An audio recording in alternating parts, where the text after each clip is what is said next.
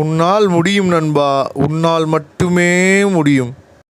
Hi friends, this is Vinson. நம்ம சேனலுக்கு உங்களை அன்புடன் வரவேற்கிறேன். நம்ம சேனல் வந்து பார்த்தீங்கன்னா உங்களுக்காக 12th நிறைய இம்பார்ட்டன்ட் கொஸ்டின் நம்ம சேனலில் போட்டுருக்கோம். சரியா, கண்டிப்பாக நம்ம சேனல்ஸ் வீடியோஸ் எல்லாமே உங்களுக்கு ரொம்பவே யூஸ்ஃபுல்லாக நினைக்கிறேன்.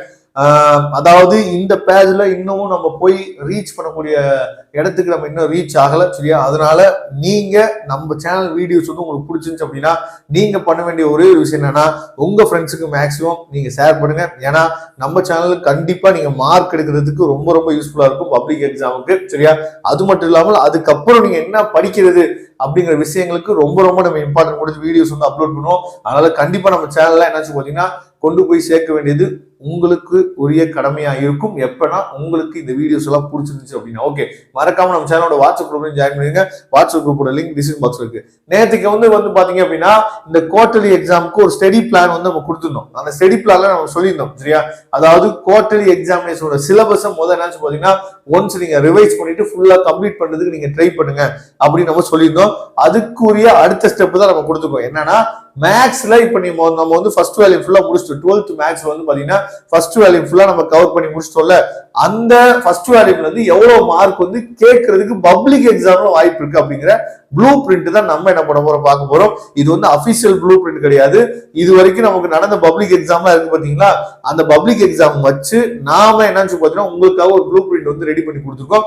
கண்டிப்பா இது வந்து உங்களுக்கு ரொம்ப ரொம்ப ஹெல்ப்ஃபுல்லா இருக்கும். சரியா, ஏன்னா இதை ஃபாலோ பண்ணி தான் இது வரைக்கும் நடந்த பப்ளிக் எக்ஸாம் ஃபுல்லாவே வந்திருக்கு. அதனால ஃபர்ஸ்ட் வேல்யூக்கு மேக்சிமம் இதுக்கு தான் நீங்க என்ன இம்பார்ட்டன்ட் கொடுக்கணும். ஏன்னா இந்த ப்ளூ பிரிண்ட பாத்துட்டீங்க அப்படின்னாவே எந்த சாப்டருக்கு நீங்க அதிகமா இம்பார்ட்டன்ட் கொடுக்கணும், எந்த சாப்டர் வந்து எவ்வளவு சம்ஸ் வந்து கேட்கறாங்க அப்படிங்கறது நீங்க என்ன பார்த்தா தெளிவா நீங்க பாத்துக்கலாம். ஓகே, இப்ப நம்ம வந்து பாத்தீங்கன்னா சாப்டர் வைஸ் என்ன இங்க கொடுத்துருக்கோம். இதுல ஃபர்ஸ்ட்ல அதாவது 1வது சாப்டர்ல இருந்து 6வது சாப்டர் வரைக்கும் இங்க 1 மார்க் 2 மார்க் 3 மார்க் 5 மார்க் டோட்டலா எவ்வளவு மார்க் வந்து கேட்கறாங்க அப்படிங்கறத பார்க்கலாம். சரியா, இப்ப சாப்டர் 1ல பார்க்கும்போது நமக்கு வந்து 2 1 மார்க் கேட்கறாங்க, ஒரு 2 மார்க், ஒரு 3 மார்க், ஒரு 5 மார்க் கேட்கறாங்க. மொத்தமா எவ்வளவு மார்க் வருதுன்னு சொல்லி பாத்தீங்கன்னா பப்ளிக் எக்ஸாமுக்கு 12 மார்க் வரப்போகுது நமக்கு ஃபர்ஸ்ட் சாப்டர்ல மட்டும். சரியா, இதுல வந்து ரொம்ப முக்கியமான இந்த 3 மார்க்ல அந்த ரேங்க் மெத்தட் என்னாச்சு பாத்தீங்கன்னா கேட்கலாம். இந்த 2 மார்க்ல என்ன பண்ணலாம் பாத்தீங்கன்னா ஒரு தியரி கொஸ்டின் இப்ப கூட நம்ம கேட்டாங்க பாத்தீங்களா குவார்டர்லி எக்ஸாமுக்கு அந்த மாதிரி ஒரு தியரி கொஸ்டின் கூட கேட்கலாம். இல்லைன்னா ஃபர்ஸ்ட் எக்ஸசைஸ். சரியா, இல்லைன்னா வந்து பாத்தீங்கன்னா எக்ஸசைஸ் 1.4ல அந்த ஃபர்ஸ்ட் சம்ல இருந்து கூட என்ன பார்த்தா கொஸ்டின்ஸ் வந்து வரலாம். அதை தெளிவா நீங்க பாத்துங்க. 5 மார்க் உங்களுக்கு நல்லாவே தெரியும், நிறைய இம்பார்ட்டன்ட் 5 மார்க்ஸ் வந்து ஃபர்ஸ்ட் சாப்டர்ல இருக்கு. அதை நீங்க தெளிவா பாத்துக்கலாம். அதுக்கப்புறம் செகண்ட் சாப்டர் வந்து பாத்தீங்கன்னா நமக்கு வந்து 1 மார்க் வந்து 2 1 மார்க் கேட்க போறாங்க, ஒரு 2 மார்க் 3 மார்க் வந்து வாய்ப்பு ரொம்ப குறைவு தான். 5 மார்க் ஒரு 5 மார்க் வரும்போது மொத்தமா 8 மார்க் வரும்போது செகண்ட் சாப்டர்ல இருந்து இந்த 2 மார்க் வந்து பாத்தீங்கன்னா நீங்க எக்ஸசைஸ் 1.1 எக்ஸாம்பிள் எக்ஸசைஸ் 2.1 எக்ஸாம்பிள் அந்த ஃபர்ஸ்ட் சம் இருக்கு பாத்தீங்களா எக்ஸாம்ல, அந்த ஒரு சம் நல்லா நீங்க பாத்துட்டீங்கன்னாவே கண்டிப்பா இந்த 2 மார்க் மேக்ஸிமம் எழுதுறதுக்கு வாய்ப்பு இருக்கு. அப்படி இல்லாத பட்சத்துக்கு எக்ஸசைஸ் 2.3ல இருந்து நமக்கு என்ன பாத்தீங்கன்னா இந்த 2 மார்க் கேட்கலாம். சப்போஸ் 3 மார்க் கேட்டாங்க அப்படின்னாலும் நீங்க ஈஸியா என்ன எழுதலாம், இதுல இருந்தே 3 மார்க்கும் வந்துடும். சரியா, அதுக்கப்புறம் தேர்ட் சாப்டர்ல இருந்து இது வரைக்கும் 5 மார்க் நமக்கு கேட்டதே இல்ல. 5 மார்க் கொஸ்டின் இது வரைக்கும் கேட்டதே இல்ல. தேர்ட் சாப்டர்ல இருந்து நம்ம அந்த 3.4 எக்ஸசைஸ்ல இருந்து நமக்கு கேட்பாங்க, ஒரு 5 சம்மருக்கு கேட்பாங்கன்னு நினைச்சிட்டு இருக்கோம். ஆனா இது வரைக்கும் கேட்டதுல மேபி இந்த பப்ளிக் எக்ஸாம்ல மேபி என்ன கேட்கலாம். அதனால அந்த 5 சம்மர் நல்லா பாத்துங்க. ஓகே, 2 1 மார்க் கேட்கலாம், ஒரு 2 மார்க், ஒரு 3 மார்க், மொத்தமா சேர்த்து 7 மார்க்ஸ் வரும். இந்த 2 மார்க் கொஸ்டின் நம்ம என்ன பண்ணலாம் சொல்லிடலாம். இந்த 2 மார்க் கொஸ்டின் எங்க இருக்கு, அந்த தேர்ட் சாப்டர் லாஸ்ட் எக்ஸசைஸ் இருக்கு பாருங்க 3.6, அந்த இமேஜினரி நம்பர் வந்து எவ்வளவு, ரியல் நம்பர் வந்து எத்தனை நம்பர் இருக்கு அப்படின்னு சொல்லி நம்ம போடுவோம்ல, அந்த சம் தான் இது வந்து கேட்கறதுக்கு வாய்ப்புகள் வந்து அதிகமா இருக்கு. அதுக்கப்புறம் ஃபோர்த் சாப்டர்ல வந்து பாத்தீங்கன்னா எல்லாத்துலயும் ஒவ்வொரு கொஸ்டின், 1 மார்க்ல ஒரு கொஸ்டின், 2 மார்க்ல 1, 3 மார்க்ல 1, 5 மார்க்ல 1, மொத்தமா சேர்த்து வந்து பாத்தீங்கன்னா 11 மார்க் வந்து கேட்கறதுக்கு வாய்ப்பு இருக்கு.